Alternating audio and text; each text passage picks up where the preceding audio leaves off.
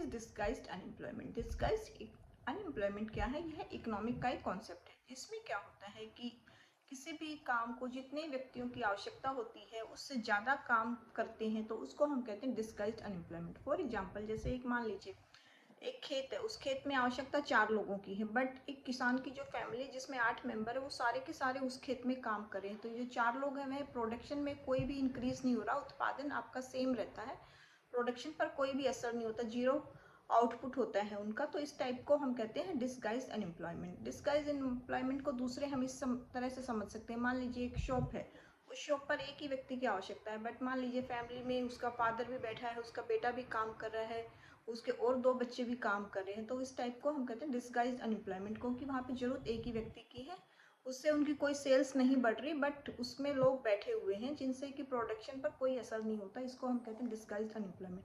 Thank you for watching. Please